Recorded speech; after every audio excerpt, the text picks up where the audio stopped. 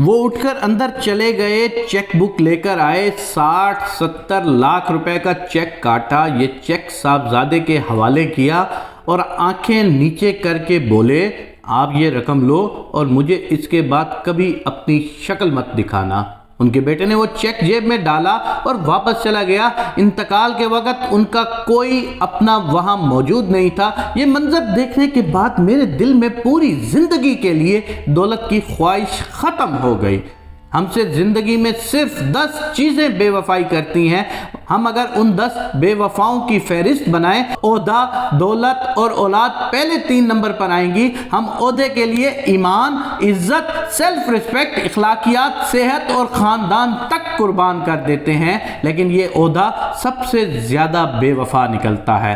میں نے کرسی پر بیٹھے لوگوں کو فرعون اور نمرود بنتے بھی دیکھا ہے اور نسلیں ختم کر دو جیسے احکامات جاری کرتے بھی، لیکن پھر جب عہدے نے بے وفائی کی تو میں نے اپنی آنکھوں سے محترمہ بے نظیر بھٹو اور میاں نواز شریف جیسے بااختیار لوگوں کو بھی عدالتوں کے باہر گندی اینٹوں اور قلعوں کی حبس زدہ کوٹھڑیوں میں مبہوس دیکھا ہے۔ میں نے بے شمار ارب اور کھرب پتی لوگوں کو پیسے کا محتاج ہوتے دیکھا ہے۔ دولت مند غریب ہو گئے، مالک ملازم بن گئے اور نمبردار وقت کے سیاہ صفوں میں جذب ہو گئے۔ چنانچہ پھر دولت سے بڑی بے وفا چیز کیا ہوگی؟ اور رہ گئی اولاد۔ میں نے بے شمار لوگوں کو اپنی اولاد سے محبت کرتے دیکھا ہے۔ یہ لوگ پوری زندگی اپنی اولاد کے سکھ کے لیے دکھوں کے بیلنے سے گزرتے رہے، لیکن پھر کیا ہوا؟ وہ اولاد زمین جائیداد کے لیے اپنے والدین کے انتقال کا انتظار کرنے لگی۔ میں نے اپنے منہ سے بچوں کو یہ کہتے سنا، ابا جی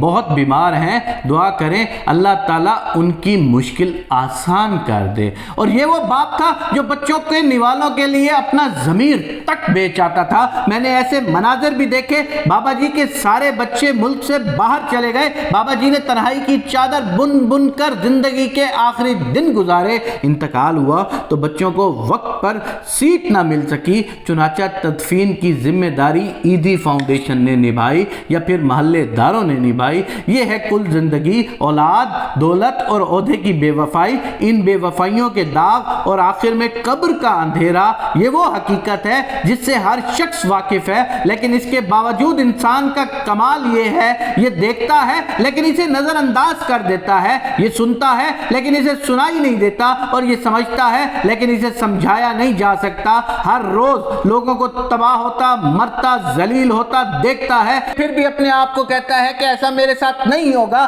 یہ دنیا میں ہر اس معاشرے میں رہتے ہوئے دیکھتا ہے کہ دنیا میں سب سے زیادہ پسند کیا جانے والا اولاد یا اپنا بچہ جب بے وفائی کرتا ہے تو انسان کہتا ہے کہ شاید یہ بچہ ایسا کر رہا ہے، میرا بچہ ایسے نہیں کرے گا۔ دولت کے بہت بڑے بڑے پجاریوں کو زمین پر گرتے ہوئے دیکھنے کے بعد کہتا ہے کہ ان کی پلاننگ غلط ہوگی، میرے ساتھ ایسا نہیں ہوگا۔ عہدہ، دنیا کا سب سے بڑا عہدہ ملنے کے بعد جب فرعونیت ذہن میں آتی ہے تو وہ کہتا ہے کہ میرے سے یہ کبھی چھن نہیں سکتا، لیکن قانون قدرت ہے کہ جو چیزیں بے وفا ہے نا وہ بے وفائی کر کے رہتی ہیں، اور دنیا کی سب 10 بے وفا چیزوں میں سے یہ 3 بے وفا ترین چیزیں ہیں، جس میں اولاد ہے، جس میں عہدہ ہے، جس میں پیسہ ہے۔ یہ سب سے زیادہ بے وفا چیزیں ہیں۔ تو کبھی بھی کسی کے ساتھ پیسے کی وجہ سے اپنے تعلقات خراب مت کرنا، کبھی بھی اپنی اولاد کو پیسے کی وجہ سے اتنا مت بگاڑ دینا کہ وہ لوگ تم سے بے وفائی تک کرنے کے لیے آ جائیں۔ اور جب کبھی اللہ تمہیں کسی بھی عہدے پر بٹھا دے تو کبھی بھی اس عہدے کا ناجائز فائدہ مت لینا، کیونکہ وہ عہدہ تو عارضی ہو جاتا ہے۔ میں نے پاکستان میں بہت بڑے بڑے لوگوں کو دیکھا ہے، جیسے ابھی میں نے اپنی مثال میں آپ کو محترمہ بے نظیر بھٹو